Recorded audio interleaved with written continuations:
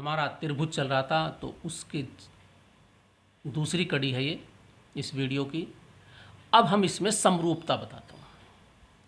तो मैंने थोड़ा सा ब्रीफ में लिखा है,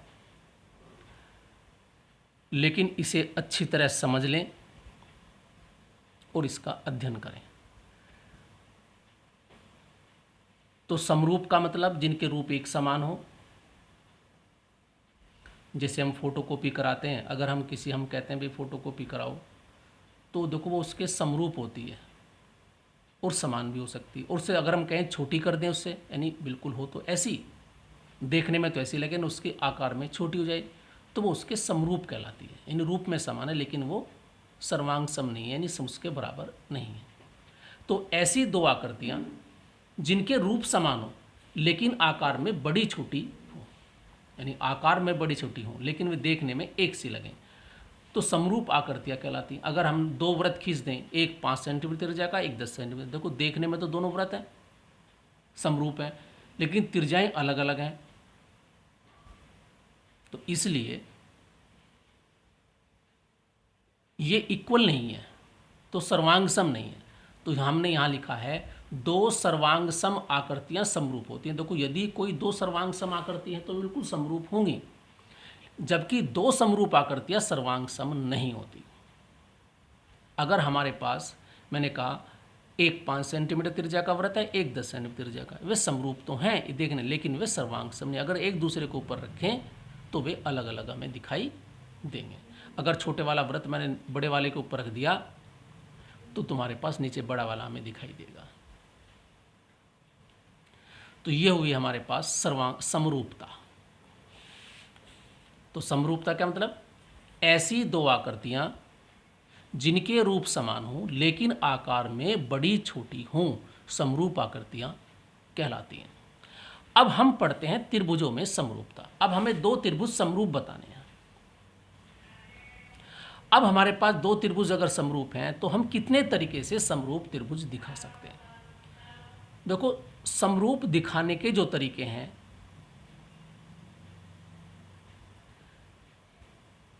वे तीन हैं, चार भी हो सकते हैं। चार उसमें मैंने इसमें थर्ड को, उसी थर्ड पार्ट में के दो हिस्से हैं, मैंने एक में ही लिखा है। तो सबसे पहले हमारा है समरूप सिद्ध करने का तरीका है भुजा भुजा भुजा समरूपता।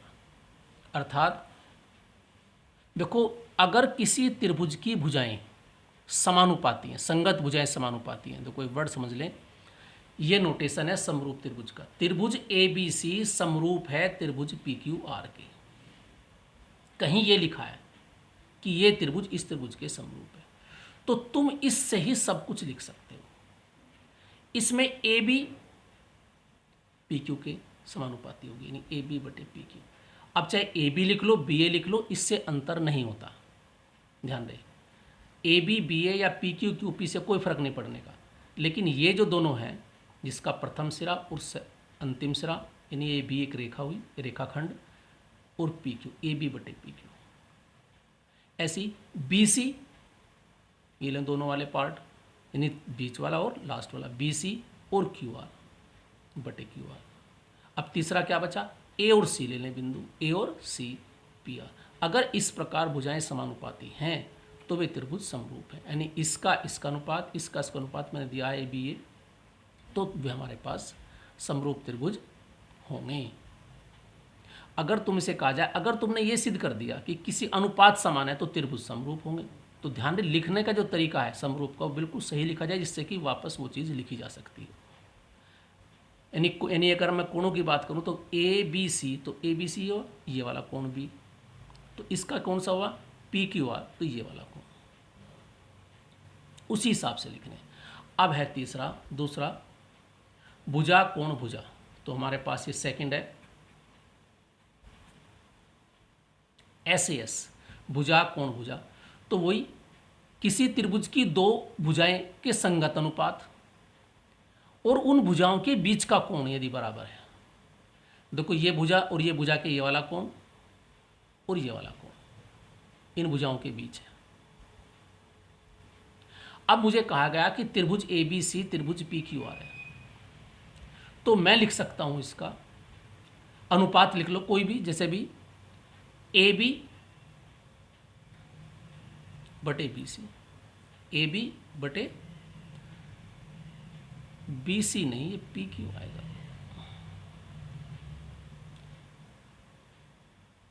अच्छा मैंने इसे लिख सकता हूं मैं, ए बी बटे पी क्यू, ए बी बटे पी क्यू बराबर बी सी ये वाली और क्यू आर। ये आपस में इंटरचेंज भी कर सकते हैं, ऐसे लिख सकते हैं ए बी बटे बी सी, ऐसे बी सी ये इधर और ये इधर, बी सी नीचे आ जाएगा और ये ऐसे भी लिख सकते हैं, तो एक ही बात है। तो ए बी बटे पी क्यू, ए बी बटे पी क्यू, बी सी बटे क्यू आर, और इनके बीच के कोण या इन दोनों का अनुपात लिख लें पहले, ऐसे लिखा है, और उनके बीच कोण समान है तब भी त्रिभुज समरूप होंगे।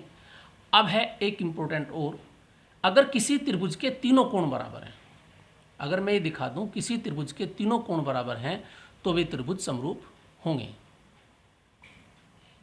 अगर मैं कहूं कोण ए कोण पी के बराबर, बी सी के इसके बराबर और ये इसके बराबर, तो त्रिभुज समरूप होंगे। तो लिखने का जो तरीका है वो उसी तरीके से लिखेंगे, कोण ए बी सी सही लिखे जाने चाहिए, ए के संगत पी है, बी के संगत क्यू है, सी के संगत आर है। अगर कोण बराबर हैं तो त्रिभुज समरूप होते हैं, अगर समरूप हैं तो त्रिभुज समान कोणिक होंगे। अब हम जानते हैं किसी त्रिभुज के तीनों कोणों का मान 180 होता है।